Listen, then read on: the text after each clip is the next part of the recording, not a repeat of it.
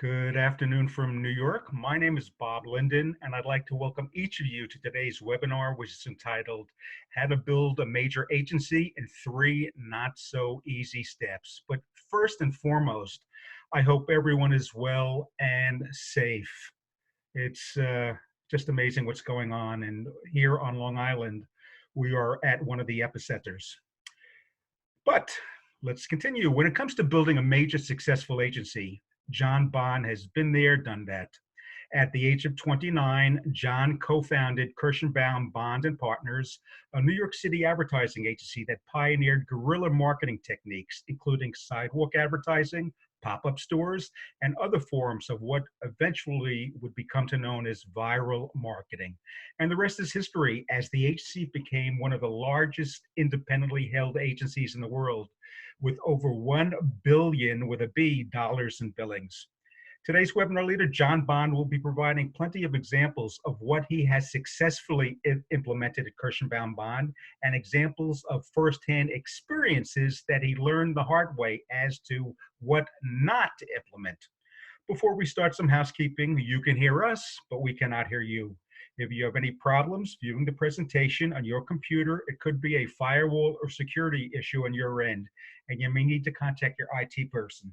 If you need to contact us via email, please send an email to bob.linden@filamentinc.com. We'll help you if you're having technical issues. And if you disconnect for any reason, just go back to the email invitation and log in again. Today's webinar leader, John Bond, is one of the advertising and marketing industry's most recognized thought leaders and entrepreneurs. He has developed several significant companies and marketing concepts over his 30-plus year career. John was co-founder and CEO of Kirschenbaum Bond and Partners. The agency was arguably the original word-of-mouth agency, well before social media appeared on the scene. Kirschenbaum Bond and Partners was the first to develop the modern multidisciplinary integrated agency and created the first pop-up store and built one in only 15 hours for the television show The Apprentice. After his earnout from MDC, John was CEO of social agency Big Fuel, which he subsequently sold to Publicis. John has appeared on CNN, The Today Show, and 2020. And in 1997, John published Under the Radar, co-written with colleague and agency co-founder Richard Kirschenbaum. The book, which showcased innovative and effective marketing techniques, was translated into 5 languages and sold 40,000 hard copies. At the end of the webinar, we'll have a few minutes for questions. However, please feel free to send us your questions as we go through the webinar. We encourage everyone to tweet during this webinar, and our hashtag is Filament Web Clinics. Let me anticipate the first question. Yes, all attendees will receive a PDF of today's presentation. Just a heads up that we might go past 2 p.m. based on the number of questions we receive. And now with that, please welcome John Bond. Thanks, Bob. People can hear me, I assume, Bob? That is correct. You're coming across loud and clear. Okay, that's good. So these are basically lessons I've learned from building agencies from scratch. Given what's going on in the world, as I'm looking through this deck, I'm thinking, well, what about what's happening now? What about what's happening now? So I'll try to address issues, that relate to COVID. I don't know, Bob, if we want to wait till the end for questions. I'm happy to answer questions throughout. Okay. Given what's going on in the world, I don't know that I'd want to sit through all of this and not get an urgent question answered. So I leave that to you. I'm happy to do it that way. Okay, and I will ask the questions, John, as they come in. Okay, great. Okay, and I also noticed from your presentation the other day, Bob, about how to do a webinar that no one can sit into these things for an hour or more. Correct. Correct.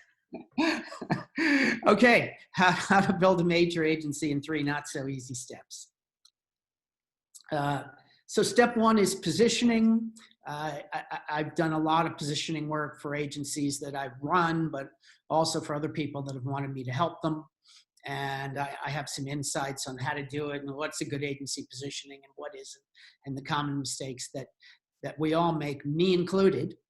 So part of this is kind of, hey, here's a lot of things I did right, but I did a lot of things wrong. And I'm going to tell you what those are so you don't do the same thing. So the first concept is the dinner table analogy, which is when a client's doing an agency review, they have a short list of maybe 6 or 8 agencies, and maybe they cut it to the finals of 3, 4, 5. And so that list of agencies that they actually meet with or do a video conference with today is about the size of your typical dinner party. And in going through this process 1,000 times at least, unfortunately, I noticed, who gets invited to that party, and it's very similar to the way you come up with a dinner party invitation list. You sort of want, one of each, right? And the people that are really good at this kind of positioning, which is really how to position people, because agencies are people, nothing more, nothing less, are Hollywood. So I use Hollywood stars because Hollywood knows a lot about how to do this. And really what they're trying to do is create archetypes. If you're geeky and you go back and read about Carl Jung, coming up with archetypes, it really was the first time ever that there was a way to segment people into different characters. So in this case, the party theme, which is what the client is looking for, is creative agency, or in this case would be national creative agency. But the party theme could be digital agency, search agency, media agents, could be anything, regional agencies in a region, right? So the party theme tells you your competitive set, and then you look at, there's certainly going to be more than 6 or 8 people in that competitive set. And what you need to develop is what your agency archetype is, okay? And it needs to be very distinctive. It's character development in Hollywood. So here in this particular example, right? At Crispin Porter, it's kind of like very Brad Pitt, very flashy and cool.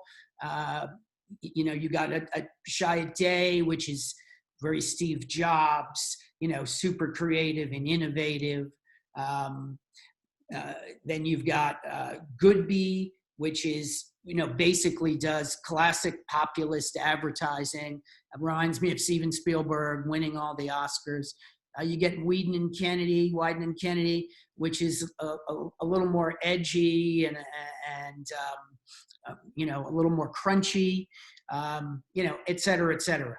So that's the exercise that I think is probably the most important thing of anything I'll say, is to map out the characters at the party and make sure that you're filling a slot that's very, very clear, so that when they're doing the invitations, they know I need one from column A, one from column B, and you're the only one in that column. This is a complicated chart. I'm going to go over really fast, and it has to do with creative agencies, which is only one category. Really, what the point of this chart is the upper right, which is agencies that are famous and also have respect for the work they do. That upper right is the sweet spot. And the sort of creative agencies trying to get to the upper right usually go from the lower right, which is they have respect, but no one's heard of them, and they work their way up, never compromising the respect area. So it's almost impossible to go left to right, right? In fact, when you have awareness as an agency, that's kind of your brand. It's very, very hard to change. I mean, Gray was able to move from the upper left to the upper right when they hired Tor, brilliant creative guy. But that's very, very hard to do. So there's usually this track of get respect, and then work your way up on terms of the fame factor. In the lower left is the death zone, which is agencies that are very, very low on respect and aren't even top of mind anymore. And it's where agencies have gone to die over the years.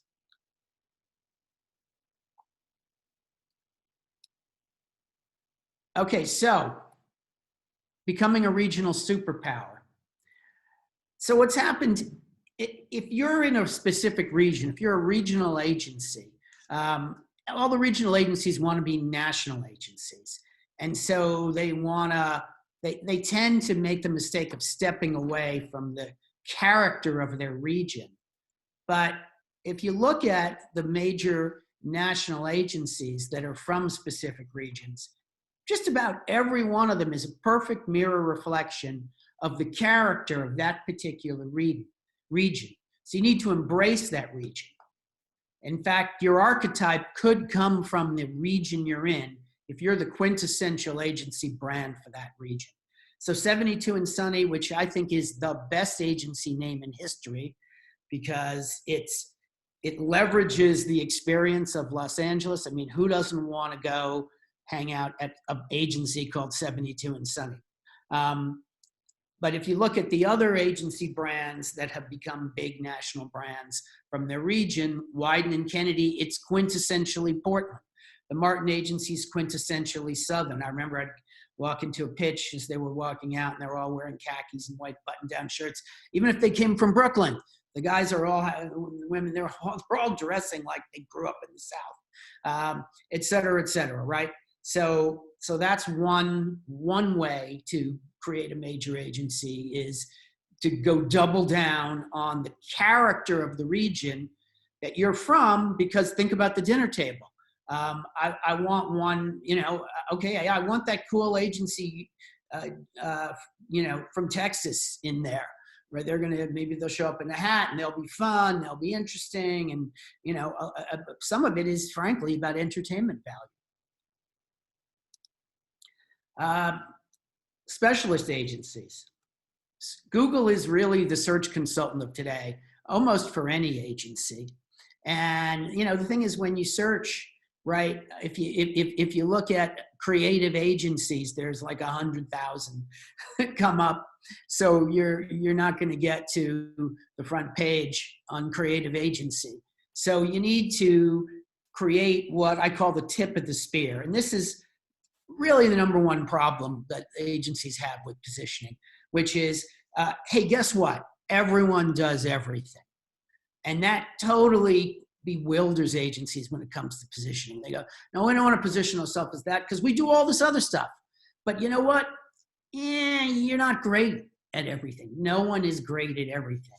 So the tip of the spear is about really nailing the one thing that you do better than anyone else and getting it to a point where if you search for that, your name pops up. And then you get hired for your strength. And then once they trust you, they give you all the other business anyway because they trust you. But you were never going to win a pitch from things that aren't your strong suit and your sweet spot. So that is not your positioning. That's just, oh yeah, we do all this stuff. So don't confuse those two things. The other thing to know about the tip of the spear is creating a problem that you own. And again, consultants are brilliant at that. There was a book a long time ago called Crossing the Chasm about how tech companies can move from being niche to more mainstream, and that moment when they cross between the geeks liking you and everybody liking you. And that was a problem. And marketing consultant that wrote the book got a lot of business because people would have that problem and then they'd search and they'd find it and then they'd go hire them, right? Listerine created halitosis. They created a problem and they go, oh, well, that's bad breath. Halitosis didn't exist before that. And they go, here's the solution. So, and that works really well on Google. Because being able to brand and create, a lot of content and expertise on a particular problem. Most clients are trying to solve a problem. So brand the problem and own the solution to the problem.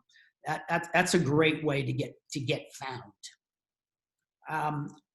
Okay, this is kind of my secret weapon for agency new business, which isn't exactly about prospecting.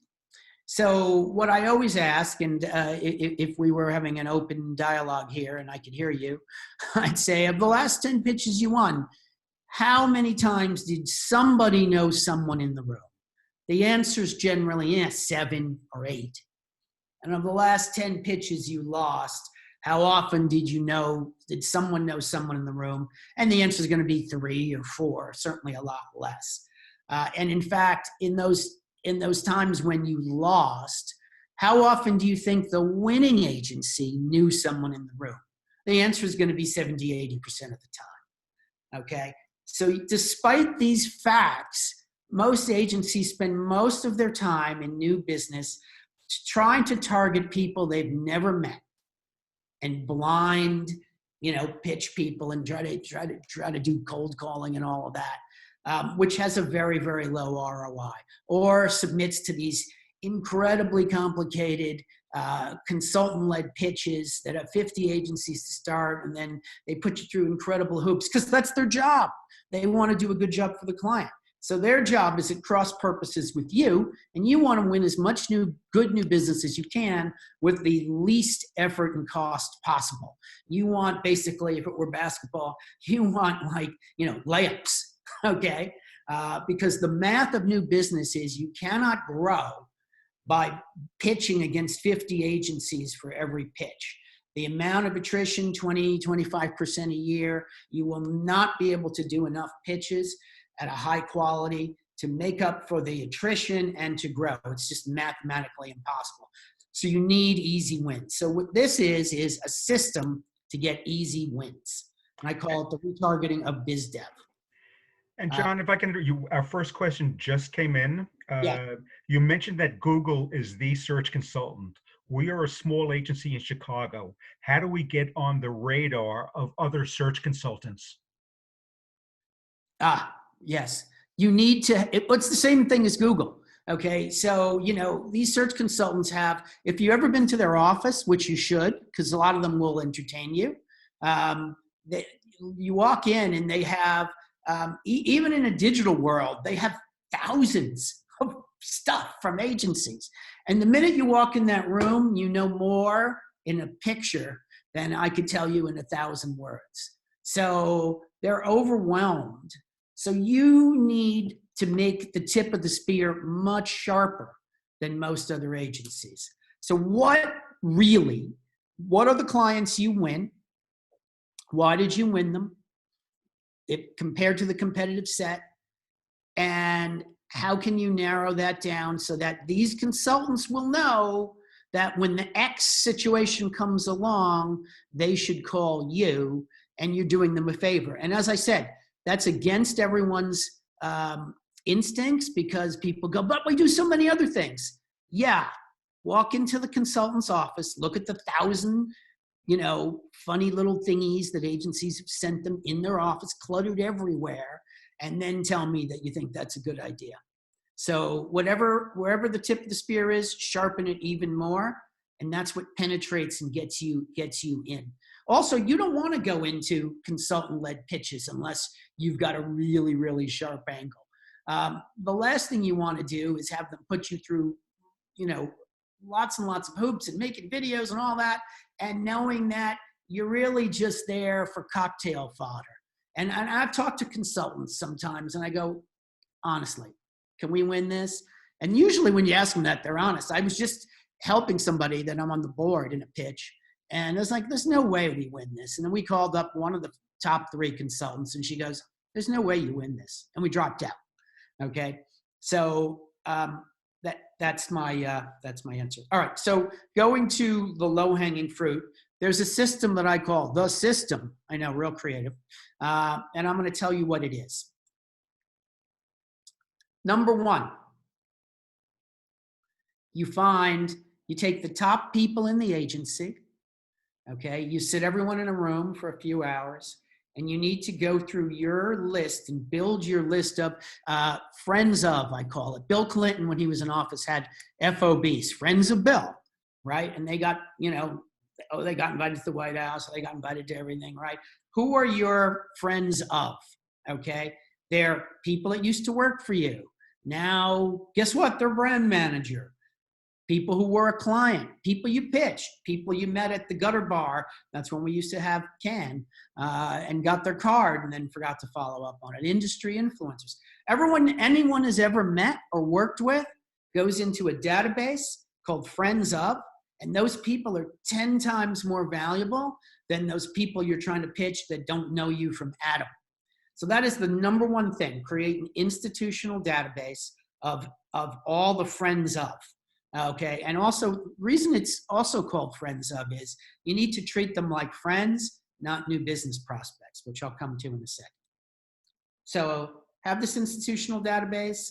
There's you consolidate all the contacts in one place. I have technology and different things that will do this if you guys don't already have this. The next thing you do is segmentation. You segment by industry, by geography, by who has the relationship, by any which way you possibly can. Then, okay, here's the hard part of this, right? Is that, let's say you're an agency with 75 people. You've got 10 people that have some chops in the industry that know some people. And maybe there's 3 partners and 7 high-ranking staff. People actually hate this idea. They're not going to want to give their contacts up. They're going to be afraid that you're going to go assault them and turn them off. So one of the key things is to treat them like friends and not overtly pitch them. Don't bombard them with irrelevant, endless case studies, and don't ask them for things. Give more than you ask, right? So there's a strategy to that. There's, hey, I know we're doing this big thing in July, and I'm going to send something out to everybody, or we did this specific thing that's relevant for retail, and I'm going to send that out to retail.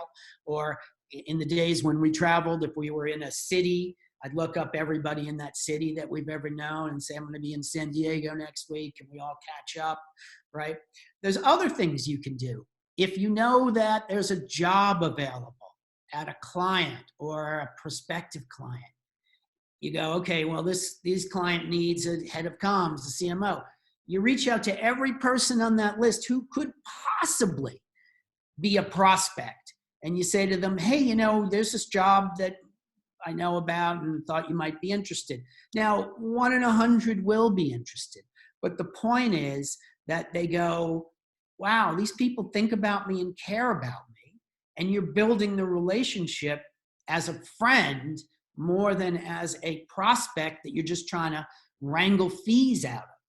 That's the key, okay? And that's how you get into more rooms with people that you know, which we already know has the highest ROI of any pitch you can possibly do. So it's a systematic way of getting in those rooms.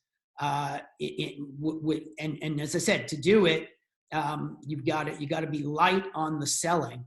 Also, as I said, people aren't going to want to give up their contacts if you're going to attack these people mercilessly. So you have to say to them, they're going to like getting these interactions from us because they're going to be segmented and relevant. By the way, one thing I forgot to say is on the positioning. I think today what you need to find is, here's my positioning.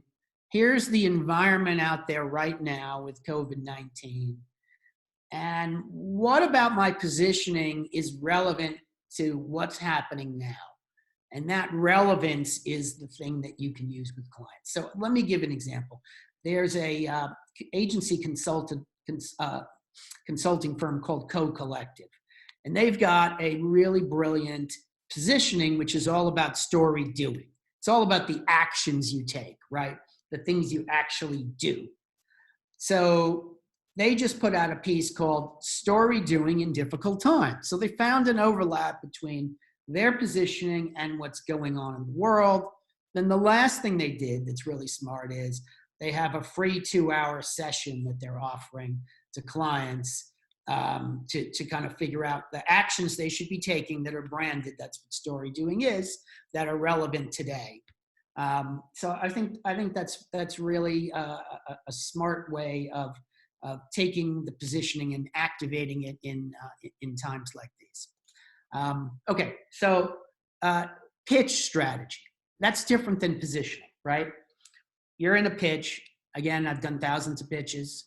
And one day I realized something interesting about these pitches, which is anytime we won, you get this call and it always sounds like you lost at first. They're like, well, it was a tough decision. There were a lot of agencies and we really like you, but we still have some issues with you. And maybe if you can overcome these issues, we could figure something out.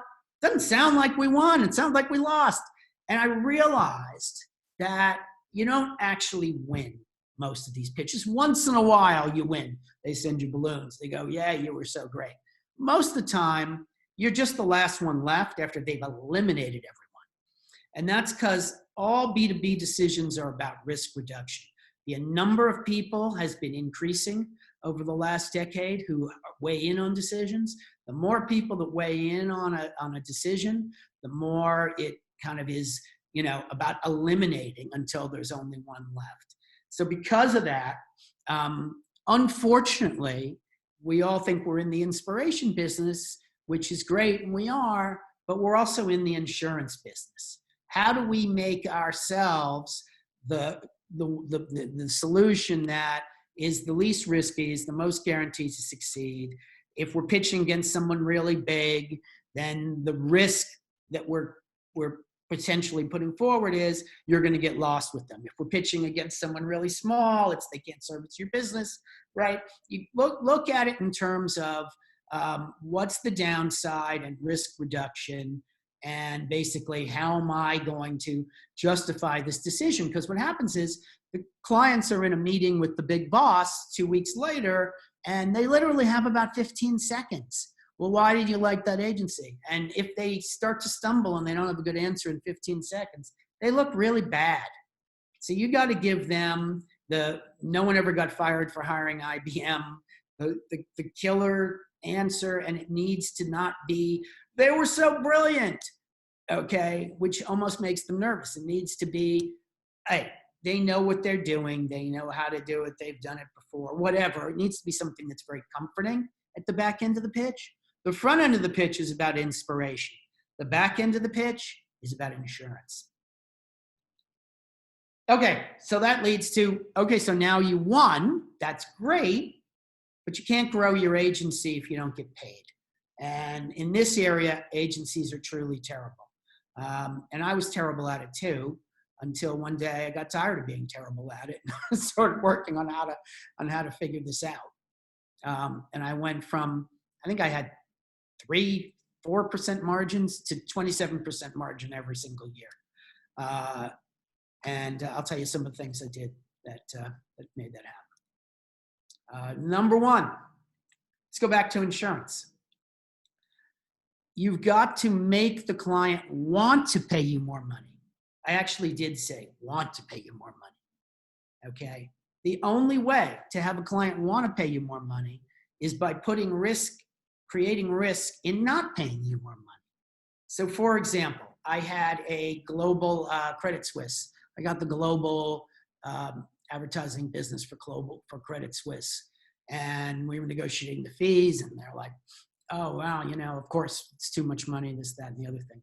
I said, look, most, I was talking about the creative staff. I go, I see 24-year-old copywriters. They were doing funny McDonald's jingles before. They've never met a CEO. There's no way they are going to be able to put words out that are appropriate for an investment bank talking to C-suite people. Unless they went to Swiss boarding school or something and they're worldly beyond their years. You need people that have gravitas and they've been around more, they're more experienced, they make more money, and you have to pay more. And, what went through their head was, yeah, I would look bad to put this guy in a room with my CEO and try to talk to white shoe bankers.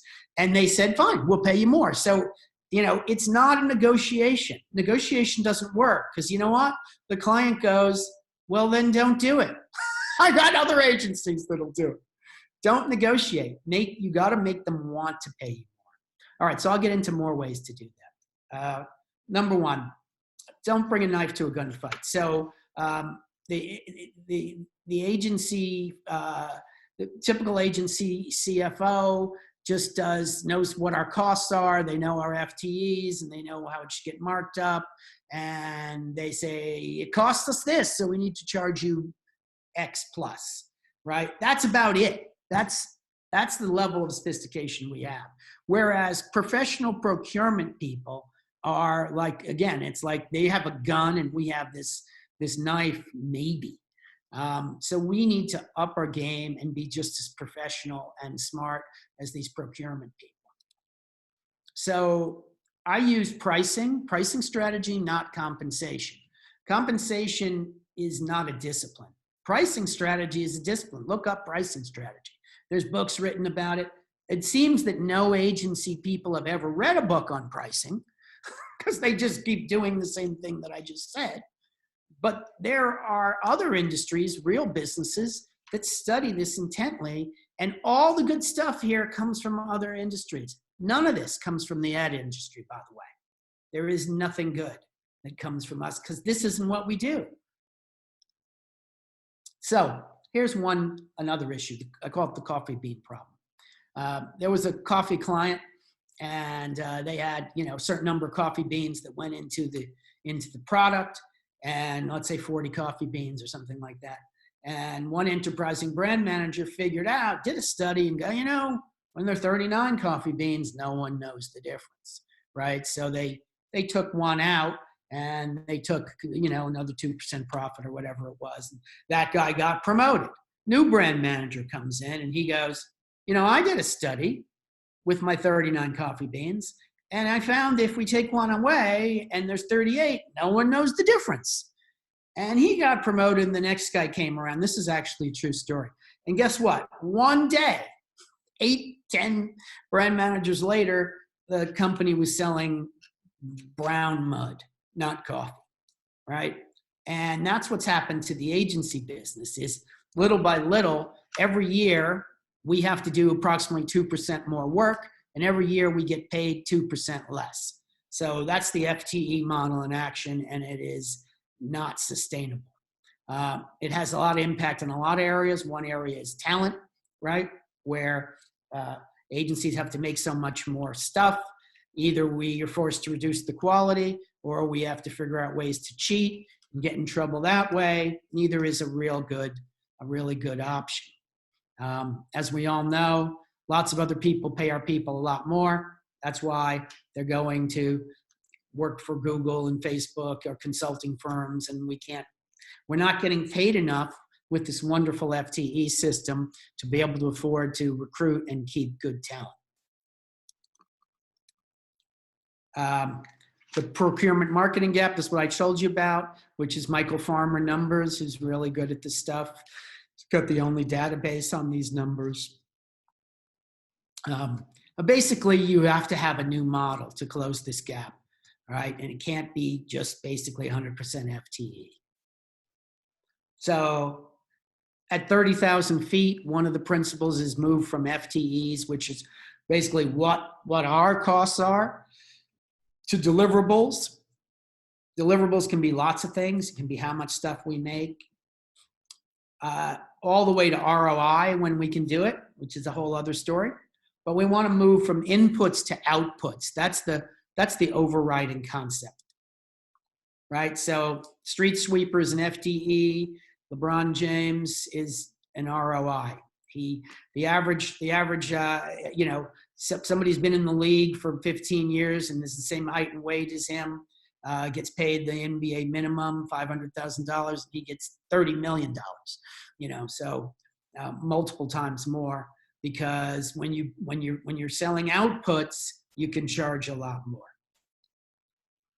So in order to do the ROI game, by the way, which is not for everybody, you have to have good data science, because you have to isolate basically the impact that your agency has made on the bottom line of the client, right? And you have to pull out different variables, right? It was their distribution, all the other things. So I'm not going to go into this. I'm just going to say, if you're going to do ROI-based compensation, you need very good in-house data science to do attribution. But what everyone can do is variable comp. Variable comp means having more arrows in your quiver than just the FTE arrow. Okay, the more different ways you have to do something, the better chance you have of finding a combination of compensation methodologies that will win. And complexity is your friend here. What Hollywood knows. 70%, last year, 70% of agency talent was looking for a job, right? I would say it's, who knows what it is now. Therefore, only 3 out of 10 of the agency people are not looking for a job at any one time. So again, the impact of compensation on talent's huge. If you're a hip creative agency, then you get people who will stay to build their book so they can trade it in for 2 or 3 times their salary.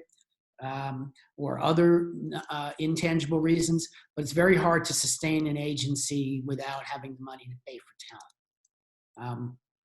McKinsey says that the superstar, the top 2%, are worth exponentially more than everyone else. So finding the stars and keeping the stars are super, super important. And again, if you go back to professional sports where they have a salary cap, people say, okay, I can only afford 2 superstars on the team, but I have to have those 2 stars. And then the rest of everyone else is a cog in the wheel. Steve Jobs noticed the same thing, right? The A players are the sort of bedrock of a company, and they're not marginally better. They're 50 or 100 times more valuable. Now, sometimes you can't afford these people. And so can you get the stars without buying them, right? You don't always need to own the cow to enjoy the milk. Or one of my favorite quotes from tech billionaire Bill Joy, the smartest people in the world don't work for you.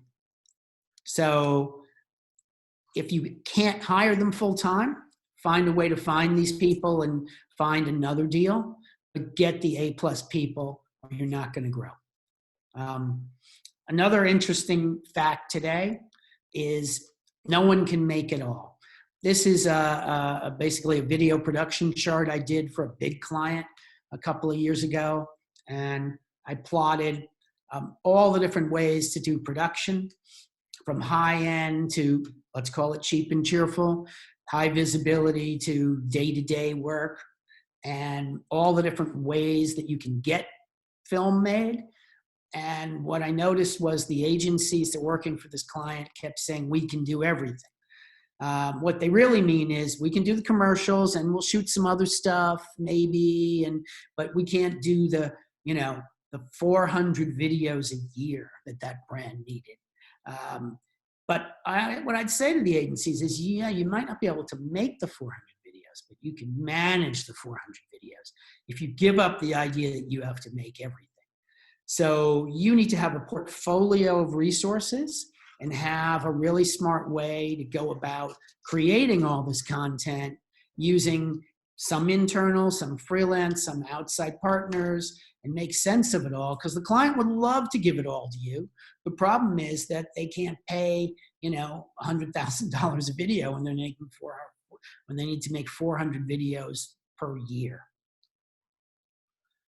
The last part is about chemistry, which has to do with how to be productive, how to keep clients, and how to win clients. And I had a consultant for about 8 years that I used to work with on this, who had a pretty systematic way to manage agency interactions and chemistry.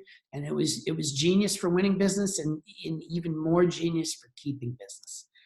And the first thing he would do is, again, it's like the archetypes, right? Back to that. He would simplify it into 4 personality types, right? And then he put, countries next to each just to make it easier to remember from cultural stereotypes.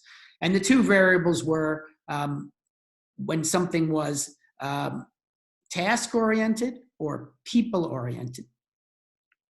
Um, and if people like to tell or ask. So in the upper right, task versus people, right? And like to tell versus ask. Think about German culture, right? Um, Japanese is more process oriented. That would be more private, not giving up a lot of information about yourself, but very task oriented. That's all about process. And we had a pitch once for a defense contractor, and we typecast them all as what we'd call defenders, which is the upper left, and had a 17-page scroll of process all around the conference room, gave all the creative people a pill, and creative people said that was the worst meeting ever. Clients said that was the best meeting they'd ever had. Because, of course, creative people fall into the lower right, which is where France lives, more aesthetic, more open, but still tell, right? Because creative people generally tell, don't ask. But they're more aesthetic, they're more people-oriented, right? So anyway, so this is, again, I'm not doing it justice because this can be very complicated. But it was incredibly predictive, figuring out what clients had what culture and what individual clients, and then figuring out how to tailor the presentation to pitch each client. Almost every CEO I met was in the upper right, called the director. And the trick with directors is to have a very short presentation, give them 3 options, and say, okay, you choose. And when I used to do pitches for those kinds of companies that had that culture, I would have 5 playing cards on a table, no deck. And each card had a potential issue for the client. And I go, to your meeting. They'd turn over each card and look at the 5 issues. And they'd go, well, that one, I want to know about that one. Okay. So really, they ran the whole meeting. It worked like a charm. Again, here's the more technical way to define the four categories. Defender, private, task-oriented. The director, people that tell, that are very direct, and are not people-oriented, but are more task-oriented. Motivator, think of all creative people. And teammate, which is they're people-oriented, but they sit in the back and they don't talk a lot till they really know what they want to say. So they're sort of the glue that holds team together. And they're usually the director of communications. The person right below the CMO is usually a teammate. They're the person that glues it all together.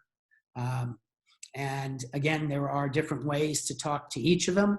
I used to give everyone this chart, which said, here's how you tell who's who. And then the most important chart was you had to, I would make sure everyone got typecast themselves. And then I'd say, okay, if you're this kind of person and you're talking to this kind of client, here's what you have to do that's not instinctive. So let's say your right hand, you always instinctively pick something up with your right hand. You can pick it up with your left hand, but you have to have conscious thought to do it. So this would be helping everyone, work with their offhand that isn't instinctive. And it was crazy how it worked. Okay, so that, I wanted to leave some time for questions. That's the end of my slides.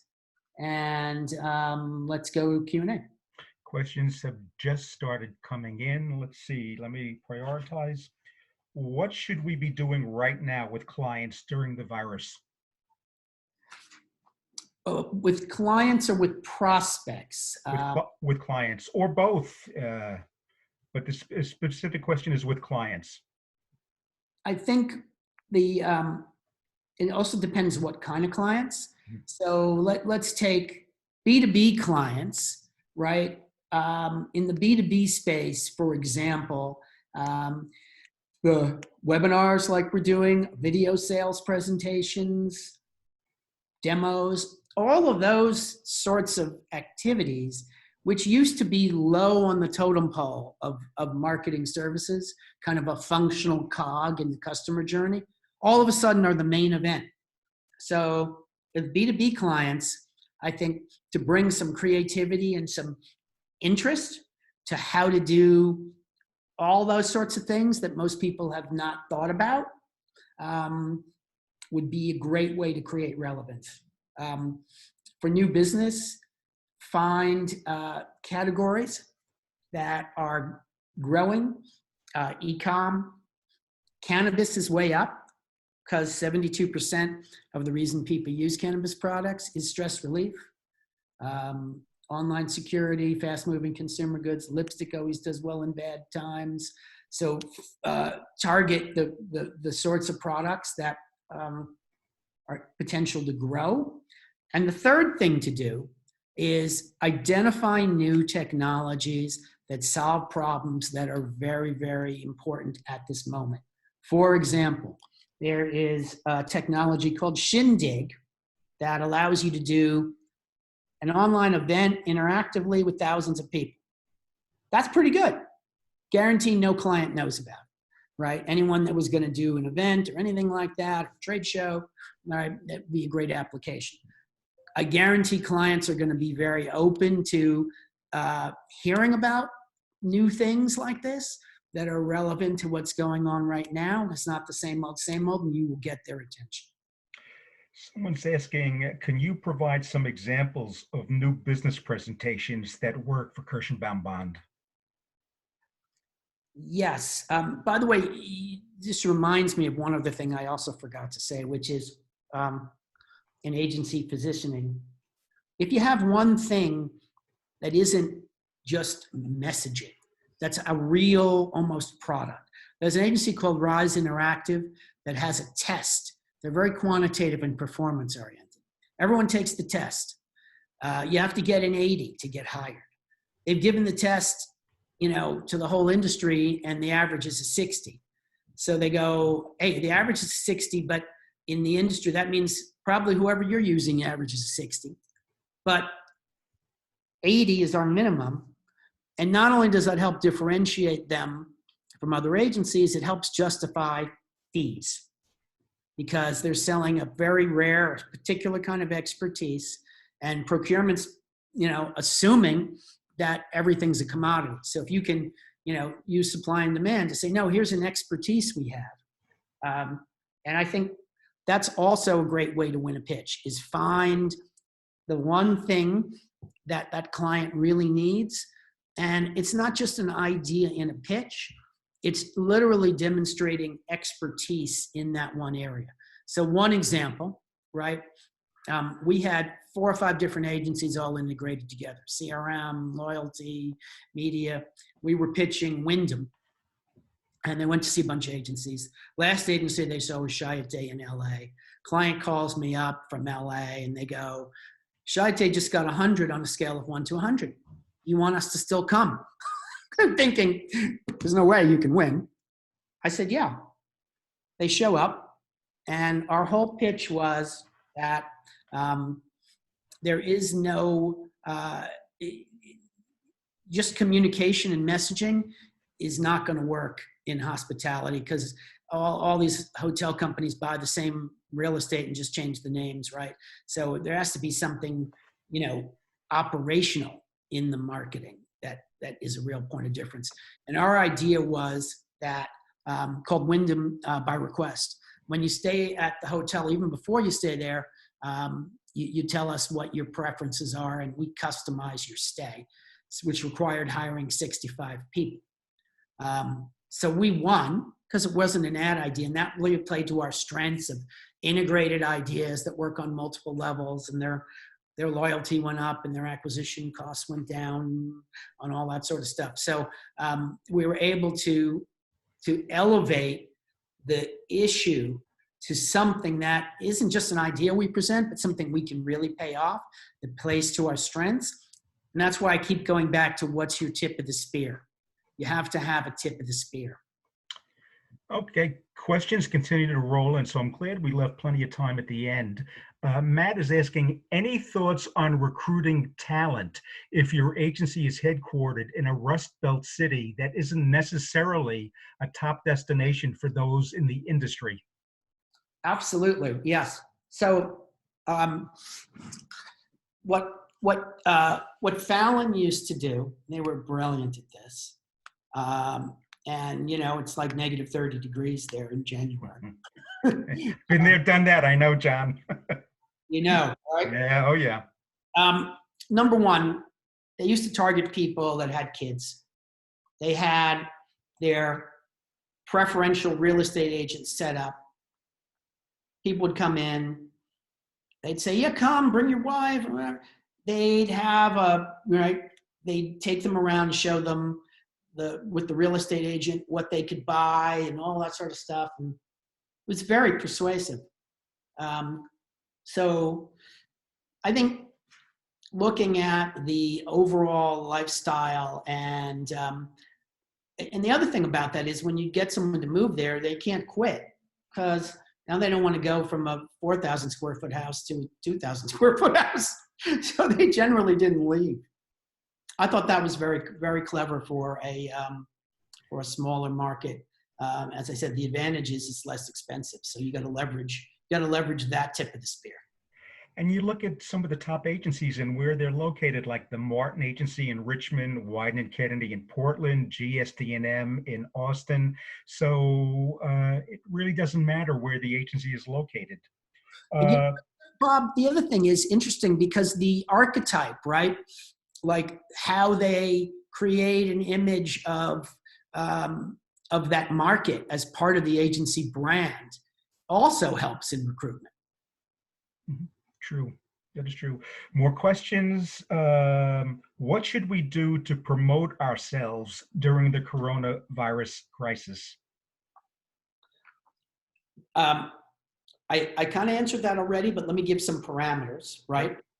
First of all, it's a very narrow line because you don't want to be, you don't want to feel like you're being exploitive of the situation. And a lot of people have done that. And could someone tell people to stop separating their logo letters? So that's one place to err, inappropriateness. And so on the other side, they do a lot of things that are just like feel good stuff that doesn't really make me go do anything from a business point. So I think that issue of the overlap between my positioning and why it's relevant now, as I said, the co-collective effort that they're doing now, story doing is their positioning. So story doing in difficult times, boom, right? They found the overlap. You got to find the overlap between what's authentic to your agency and what's happening in the world now. And depending on what kind of agency, if you're good at e-commerce, that's an easy one. But you gotta look for that. Okay, a question just came in from my Facebook friend located in California. What are your thoughts on virtual agencies and having staff all over? I think you have to right now. And I'm working on a virtual agency project for a company called Talent House, which is processing all the UN brief that's out there right now, processing the bazillions of creative submissions that come through there. So here's the thing, right? You want to keep your overhead as low as possible, especially right now. More of the business is project oriented. So you need to be able to ramp up really fast and, more importantly, ramp down. So I think every agency has to be partially a virtual agency right now. Keep your overhead low. You might have to cut people's salaries to stay in business this year. But better that people get paid something than they're on the street. And being able to, you can recruit your own people and have your own basically machine, or you can use existing creative communities. but I think it's a must, at least partially be a virtual agency today. By Questions? the way, things that you could do better is look at the issues with virtual agencies and address some of the concerns that people have, and that's a way to differentiate yourself. Is there any software you can use that makes it better? All kinds of different things in the whole process of dealing with it. Sorry. All right, questions continue to come in. What is the biggest mistake you made at Kirshenbaum Bond, and what is the best idea you came up with at the agency? Good question. Biggest mistake I made was, first of all the mistakes that I made were made when business was really good. Because I swear there's somebody up there on Mount Olympus, and when you really think that you got this, they throw a lightning bolt down at you to keep you humble, right? And Donnie Deutsch once said, this business is it's like getting up in a prize fight every day and getting knocked down, and the last one to get up wins. And I think no matter how easy it looks and how successful you are, you're getting your butt kicked a lot in this business. Just is, right? So the dumbest thing I ever did was to take this big, huge office space in San Francisco around 1999, I think it was. And I had like 95 people then. And pretty soon I didn't have any people, but I still had the lease. Because, hey, this is great. This is going, I got talked into it by people. So I think not being conservative financially is probably all the dumbest things I've done. The smartest thing was, when we started the agency, our whole positioning was about word of mouth, even though it was just before the internet happened. And that was, I could show you from 1989, this thing I wrote, and you could read it and think it was written right now. But I think the lesson of that is to be just a little bit ahead, but not too much ahead, because if you're too much ahead, there's no business. And if you're not ahead, you're a commodity. So think about, I call it the near future. Think about the near future strategy. Not too far ahead, but just a little bit around the corner. All right, someone from Chicago is asking, any insights on how to create a kick-ass website and what should be on the website? That's a great question.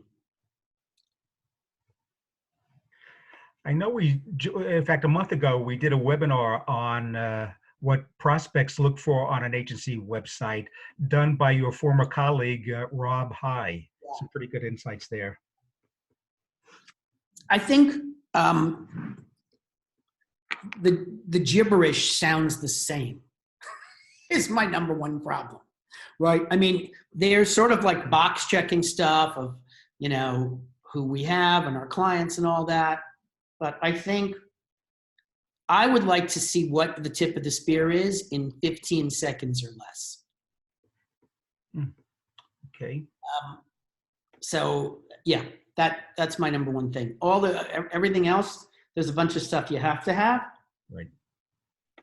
Right. I'm getting some emails about the PDF of today's presentation. Yeah, for people who signed on late, I will be sending out a PDF following the webinar. You'll have it within 15 minutes. And let me go through the questions because we're getting close to 2 o'clock. What do you do when a client is intent on the FTE model? And they're all are going to be that way in the very beginning. Okay, intent on the FTE model. All right. Number one, if you have to have an FTE model, confine it to the very generic services and the lower level people who are a little more interchangeable. So, and then you say, look, I go back to the tip of the spear. Okay, because they're saying, I have got a database and here's what people charge, as if people are all the same. So the first thing is to figure out what the expertise is that isn't a commodity. Who and how is that being delivered? How does that relate to the objectives, right? Such that if that goes away or is reduced, then the results will commensurately be reduced. And then you get the marketing people to advocate that they need this, because what they tend to do is go, oh, I don't have anything to do with it, Mr. Client. The procurement people do. But they do have influence on it. So they need to say, I need this, or I need these people, or whatever. So you have to decommoditize. I think that's the number one thing to do. Decommoditize, track it to a result. The more you can connect the dots, and again, this is a longer conversation. I can't really answer that off the cuff in a minute. And make the client feel that if they pay you less, they're getting less of what they need, and the results are going to go down. And then get the marketing people to advocate that on the results side, that this is what they need. Someone's asking, do you help agencies on an ongoing basis, and how does that work? I do sometimes, maybe 25% of my time. The two things that I do the most are agency positioning and the system, the sort of friends of, which I have somebody named Isabella who's on this call somewhere, who is better at it than me. And that came about from people just asking me to do it when I would bring it up to people. And I found it's the highest ROI of anything you could do. So those are really the two things that I do with agencies, and the rest of what I do is more with brands direct. Okay, another virus-related question. How do you keep the lights on during a crisis? Well, I've been through lots of crises, anything like this. But the agency did grow maybe 30% in 08, 09. And then there was a big recession in the early 90s, and we did really well. So it can be done. I have a few suggestions. One is cut your fixed costs as low as you possibly can, which is not fun. The next one is focus on gaining market share, because sometimes it's actually easier to get new clients. You might not get rich from. I found it's easier to get new clients when things are bad, because it picks things up, things come loose. So I would actually be more aggressive in trying to get new clients. And the third thing is, think about an innovation relevant to this issue, right? That's where I said, give different technology approaches, right? Think about something innovative. I used to have this whole method of amplifying paid media, right? And when there was a recession, I was able to talk about, show how you give me $1 and how you get another $2 in impact. And that was very effective for that particular time. And we got a lot of new clients. I think I'm just looking, it's 2:04. I think we have time for one last question. Speaking of which, why did you sell to MDC versus another holding company? You don't know how to sell an agency until you've actually sold one. Mm-hmm. So anything I did before I sold it that has to do with selling an agency is not to be copied.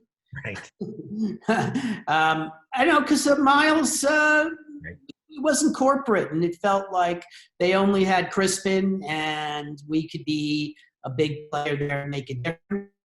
The downside of that was craziness and instability that you've all read about.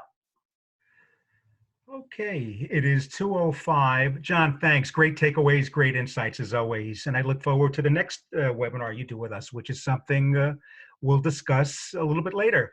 We thank everyone for tuning in. Everyone, please stay safe and be well. And hopefully we'll see you on a future Filament webinar. Our next one a week from today on dealing with procurement. Thank you for tuning in. Thank you, John, again. And take care, everyone. Bye-bye.